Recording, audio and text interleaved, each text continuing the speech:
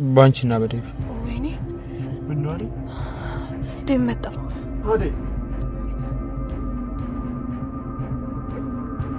እዚህ ምን ሰራልሽ ለሊን እኮ ሆስፒታል ይዣት ሄጄ ነው ለሊ እሺ ለሊ ታለች እኮ የታለች አሁንማ እኮ ከባቡሬ ጋር አስቸግራን ሄደች አረ አዎ አደይ ችግር አለ አይ ምንም ችግር የለም ዶክተር አዎ ችግር አለ ቆይ አንተ ምንድነው ችግር ዴቭ ተው ዴቭ ቆይ ላስረዳ እሺ አስረዳ ንገረኛ ለስሙ ዶክተር ነህ አይደል ለምን ሆስፒታል ሄዳ አትቀበል ከሚስቴ ጋር ምን ሰራ ምንም አልሰራም ዴቭ በቃ ሰፈር አደረስኳት ሌላ ምንም ነገር የለም አደይ ዴቭ ለምንድነው ሁሌ ከሰው ፊት የምታሸማቅ እኔ ምንም ነገር አላደረኩም ለምንድነው ማታምነኝ ግን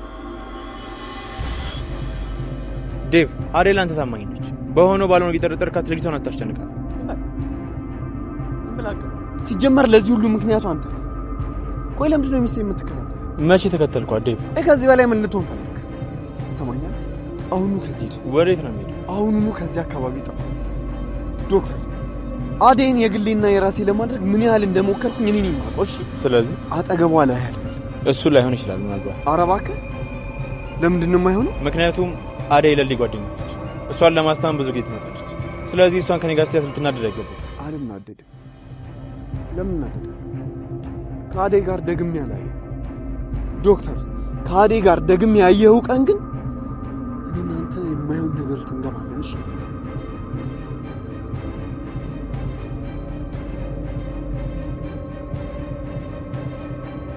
ስንት አይነት ሰው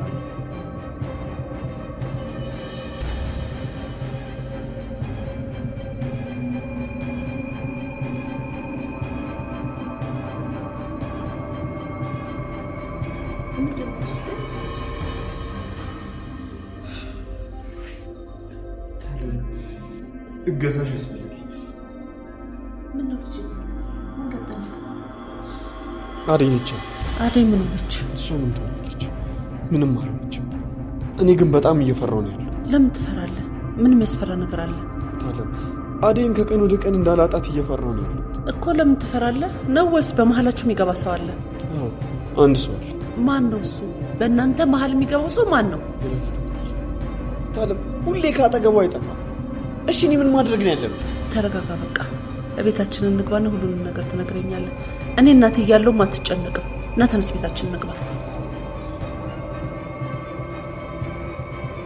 ለሊ ከታመመች በኋላና ሳትድን ብዙ ጊዜ ከቆየች ብዙ እይታዎች ከሰራተኛዋ አደይ ድራማ ላይ ቀንሰዋል።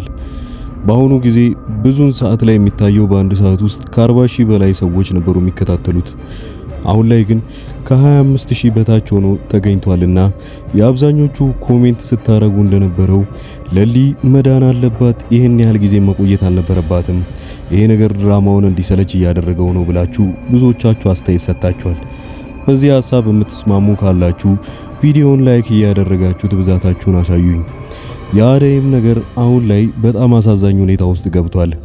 አደይ መሃል ውስጥ ሆና ያው በዚህ በኩል ዶክተሩ የሚፈልጋት የለሊን ኬዝ አንድ ላይ መከታተል እንዳለባትና በቅርበት ሆና ለሊን የምታግዛት እሷ ብቻ ስለሆነችም ጭምር እሷን ብዙ ጊዜ እያገኛት ስለ ለሊ ሕክምና እሷን ሲያማክራት፣ በሌላ በኩል ደግሞ የራሷ ፍቅረኛ የሆነው ዴቭ ለምን ከሱ ጋር ብዙ ጊዜ መታየቱን ጀምረሻል፣ ይሄ ነገር ደግሞ ለኔ ጥሩ አይደለም ብሎ እየተናደደ ይመጣል።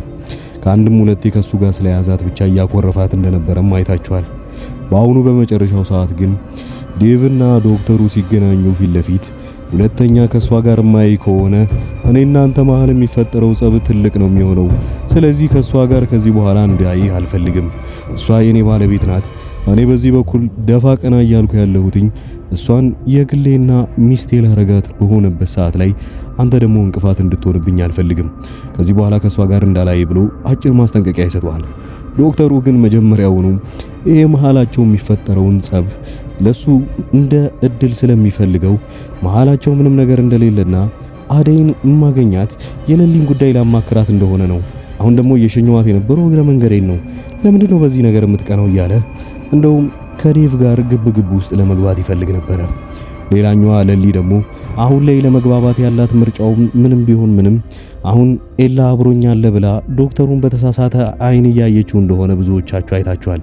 ዶክተሩ ግን አንድ እርምጃ ወደፊት ለፊት ሄዳል። ለሊ አሁን ላይ ኤላን የምታስታውሽው ለመጨረሻ ጊዜ የት ነበረ ብሎ እየጠየቃት በጥያቄ ሲያፋጣትና እናትና አባቷንም ለመጨረሻ ጊዜ የት እንዳየች እየጠየቃት ነበረ። እሷ ግን ያንን ነገር ለማስታወስ ስትሞክር ጥሩ ነገር እንዳልሆነ በጭንቅላቷ እየመጣባት ሲያስቸግራት አይ ይሄን ነገር ማስታወስ አልፈልግም፣ ለምንድነው እንደዚህ የምታጨናንቀኝ እያለችው ዶክተሩን በጥያቄ ታጣድፈዋለች ማለት ነው። የመጨረሻ አንድ ጥያቄ ብቻ ብሏት ለሊ እኔ ኤላ አይደለሁም፣ ኤላን ለመጨረሻ ጊዜ የት እንዳየሽው ንገሪኝ ብሎ ድጋሚ ጥያቄ ይጠይቃታል። ያኔ በጣም ትናደድና ለማስታወስ የሞከረችው ነገር በጣም ጥሩ እንዳልሆነ ታውቃለች ጭንቅላቷ ውስጥ። በዛን ሰዓቱን ግን ወዲያውኑ ጥላቸው ትወጣና ሌላ ቦታ መሄድ እንደምትፈልግ ትናገራለች። ባቡሬ ከኋላዋ ተከትሏት ይሄዳል። ባቡሬን እንደ በፊቱ ባጠለውም ግን አሁን ላይ ወደ ራሷ አቅርባውና ነገር ግን የፍቅር ነገሮችን ምናምን ከኔ ጋር ማድረግ የለብህም ኤላ ካየኝ ይቆጣኛል ብላ እየተናደደች ትነግረዋለች። ኤላን አሁንም ቢሆን ከጭንቅላቷ አላወጣችውም ማለት ነው። ታዲያ በዚህ ግምታችሁ አብዛኞቻችሁ ከዚህ በኋላ የምታስቡት ምናልባት ለሊ ሙሉን ነገሩን ካስታወሰች በኋላ በጣም ትጎዳለች። ምክንያቱም አሁን ላይ የምታውቀው እሷ ኤላ አብሯት እንዳለና እንዳልተጣሉ፣ በሌላ በኩል እናቷም ቢሆን አባቷ በህይወት እንዳሉና ከነገ ዛሬ እንደምታገኛቸው አድርጋ ነው ተስፋ ያደረገችው። እነሱም እንደሞቱና ምናልባት በህይወት እንደሌሉ ከተነገራት በኋላ ምን ልትል ትችል ይሆን? ባቡሬ የተጨነቀው እንዴት ማስታወስ እንዳለባትና በዚህ ሁኔታ ላይ መቀጠል እንደማይችል እየሰለቸው መጥቷል። በዛ ላይ ፊት ለፊቱ ሆና አስሬ ኤላ ኤላ እያለች እሱን ስሙን ስትጠራው በጣም ይናደዳል። ባቡሬ እንደውም አንድ ነገር ቃል በቃል ብላው ነበረ። ኤላ የሆነ ነገር ካንተ በጣም በተቃራኒው ይሰጠኛል። ኤላ ማለት እንደኔ በጣም ጥሩ ሰውና ለኔ ቅርብ ሰው ነው። ምን አለ ኤላ እንዳንተም ለኔ በደንብ ቢያዝንልኝ። ነገሩ ግን እንዲህ አይደለም። ኤላን በጣም ወደዋለሁ። ካጠገቤ ሲሆን ምንም ያህል እንኳን ፍርሃት አይሰማኝም ብላ ለሱ ስትነግረው በጣም ይናደዳል። ሌላኛው እንግዲህ በስተመጨረሻው ልናይ የምንችለው ነገር ቢኖር ያኔና አቤ ከገጠር ከመጡ በኋላ በብዙ ነገሮች እየተፈተኑ እንደሆነ ታውቃላችሁ። የመጀመሪያው ነገር ጠላቶቻቸው እዚህ መጥተው በእግር በፈረስ እያስፈልጓቸው እንደሆነ ከሰማ በኋላ በዛ ላይ ቤዛ ደግሞ እጇ ላይ የገባ አንድ ነገር አለ። እነሱን ፈልገሽ ካመጣሽልኝ ገንዘቡን እከፍልሻለሁ ብሎ ያስጠነቅቃት ልጅ። በዛ ላይ እሷ ደግሞ በጣም አውሬና የገንዘብ ስግብግብ ስለሆነች ከዚህም በኩልና አቤ ጋር ሄድና እውነቱን እንደነገረቻቸው አስመስላ እዚህ እኔ ቤት ውስጥ መደበቅ የምትፈልጉ ከሆነና ማንም እስካላገኛችሁ ድረስ ገንዘብ መጨመር ይኖርባችኋል ብላ ከዚህኛውም ገንዘብ ትቀበላለች። ነገር ግን እነሱን እዛ ቤት ውስጥ ልታቆይ የምትችለው ምን ያህል ጊዜ እንደሆነ ልንገራችሁ። የመጀመሪያው ነገር ገንዘቡን እሱ እስኪከፍላትና ድረስ የመጀመሪያ መድኃኒቶቹን የሸጠችበትን ገንዘብ ስላስቀረባት ያንን እስክትከፍል ድረስ ግን ያሉበትን ቦታ አልነግርህም ብለዋለች። ያ ማለት እንግዲህ አቤ ገንዘብም ጨመረላት የቤት ኪራዩንም እጥፍ አድርጎ ቢሰጣትም እሷ እነሱን ከማጋለጥ ወደ ኋላ እንደማትል አሳይታናለች። ይሄኔ ግን ምን ያህል የከፋ ነገር እንደሚመጣ አስቡት። ሌላው ደግሞ ፍቅር በጣም በአደይ ስለምትናደድ ለዛ ለቤዛ ወንድም አንድ ነገር ነግራው ነበረ። ያም ያለችው ምን አለ አሁን እዛ ዶክተሮቹ ጋር አንድ የተሰራ ወንጀል አለ እንደምታውቁት። ያ መድኃኒቶቹ ሙሉ ተቀይሮ እነዛ ታማሚዎች እንደበዙና አሁን ላይ ደግሞ የዛ ጥፋተኛ ማን እንደሆነ ስለማይታወቅ ስለዚህ አደይ እንዳደረገችው አድርጋችሁ ለምን እሷ ላይ ነገሩን ጠምጥማችሁ አደይ እንድታሰር ለምን አታደርጋትም ትሏለች። የቤዛ ወንድም ግን እንዴት እንደዚህ አይነት ሐሳብ እንደመጣላት እየተገረመ ነገሩን በቀላሉ ማድረግ እንደሚችል ለሷ ቃል ይገባላታል። ስለዚህ ፍቅር የመጀመሪያ ዕቅዷ ቢሆንም ይህን ነገር የምታደርገው በቅርቡ ሊሆን ይችላል። ሌላኛዋ ደግሞ አደይ እንግዲህ መንገድ ላይ ስትሄድ እንዳያችኋት ከሆነ እንደዛ መንገድ ላይ ስትሄድ ያኔ ለሊን የሚፈልጋት ሰውዬና እና አቤን በእግር በፈረስ የሚያስፈልጋቸው ለሊ አደይን ሲያያት ያኔ ከልጁ ጋር ወይንም ከአቤ ጋር ለመጨረሻ ጊዜ እንዳያት ስለሚያውቅ እሷን ያፍናትና የት እንዳሉ ወይንም የት እንደምታውቃቸው በግድ ሊጠይቃት ይፈልጋል። ቀጣዩ ክፍል ላይ ምን ይፈጠር ይመስላችኋል? አቀራረቤና ለየት ያሉ ቪዲዮዎችን ከዚህ በመቀጠል እንድታዩ ከፈለጋችሁ ቻናሉን ሰብስክራይብ ማድረጋችሁን አትርሱ። በቅርቡ በራሴ ስራዎችና የወንጀል ታሪኮችን በአሪፍ አቀራረብ ይዤ የምመጣ ይሆናል። የምንልካቸው እቃዎችን እንያቸው። 2 ሳምሰንግ የተመሳሳይ ስልኮች ናቸው። እነዚህ ስልኮች በ17000 ብር ብቻ አዲስ የመጡ ስልኮች ናቸው። ኦልሞስት 4 ወር አካባቢ ነው የሆኑት አዲስ ከወጡ ማለት ነው ስልኮቹ ራሱ እና አንድ ሰው ብቻ ነው 2 ያዘዘኝ። ሌላው የሶላር እቃዎች ለምሳሌ ለዘመዶቻችሁ አገር ቤት ሊሆኑ ይችላሉ ያሉት እንደዚህ ሶላሮችን ያዘዙኝ አሉ። ዛሬ የምናደርሳቸው ይህን ሶላር ትንሽ ነገር ልበላችሁ። በመጀመሪያ ደረጃ ይሄ የራሱ ማጠራቀሚያ ነው እና እነዚህ ሁለቱ ፓኔሎች ጣራ ላይ ተደርገው ሁለቱን ባንዴ ነው የሚሞሉት ወዲያውኑ ማለት ነው። በጣም ትልቅ ጉልበት ያላቸው ሶላሮች ናቸው እነዚህ።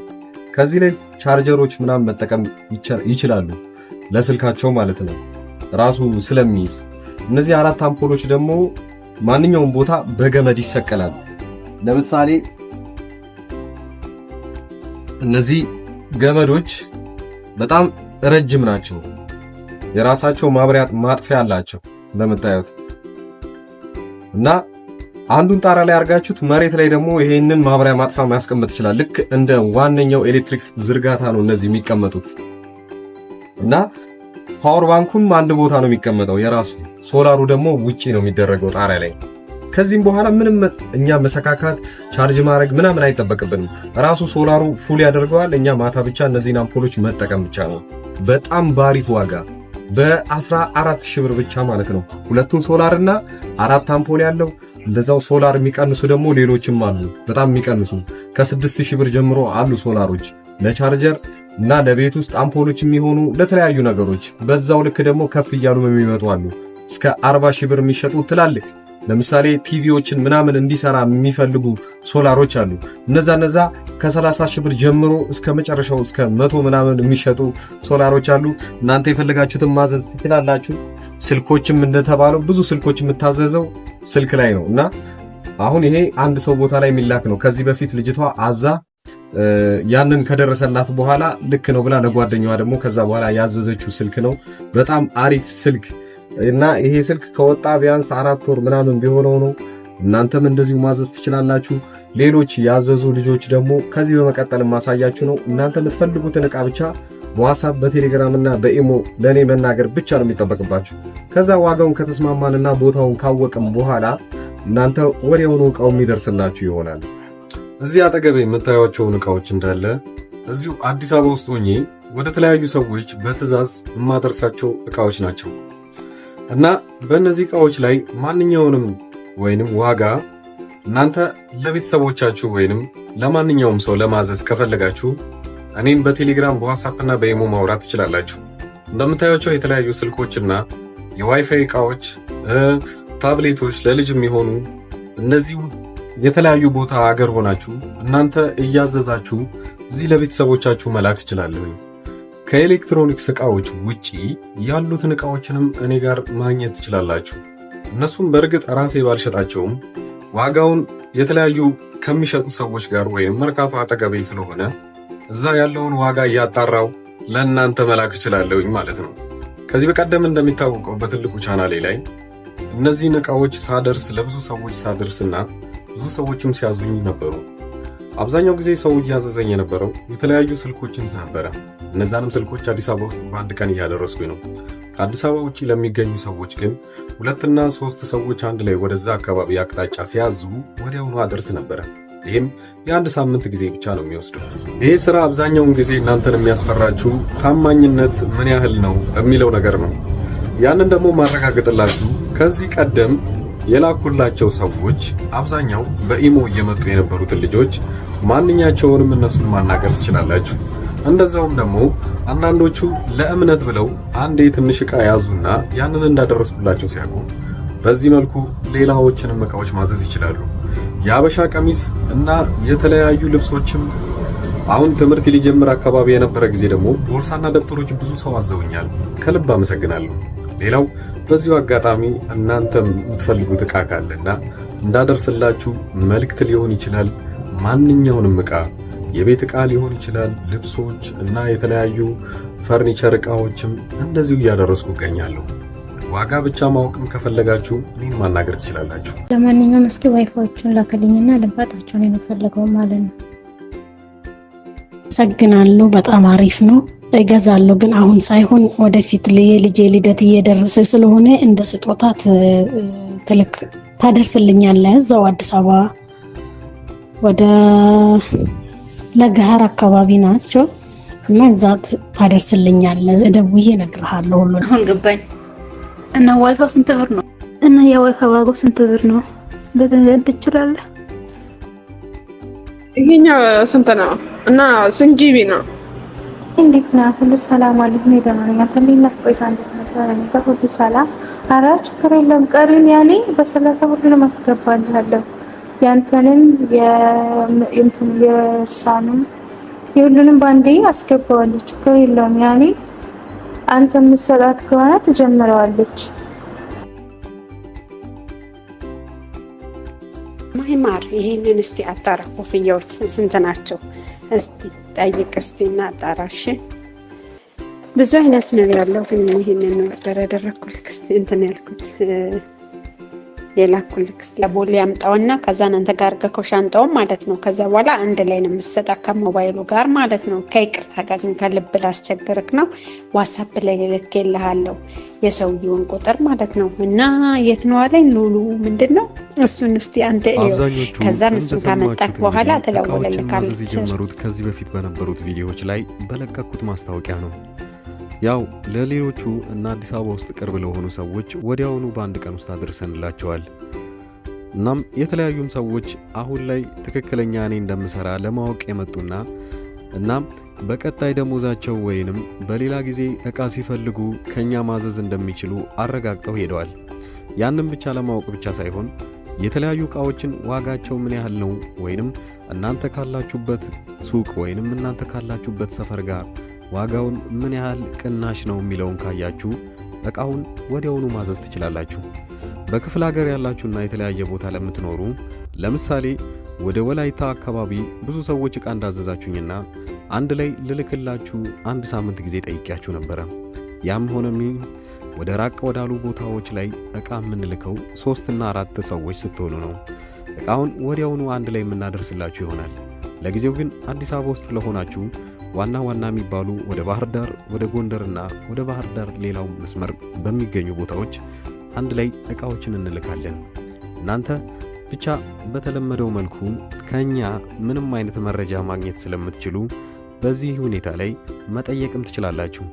በቴሌግራም በዋትስአፕ እና በኢሞ እዚህ ፊት ለፊት ላይ የምታዩት ቁጥር በዚህ እኔን ማናገር ትችላላችሁ። መልካም ጊዜ።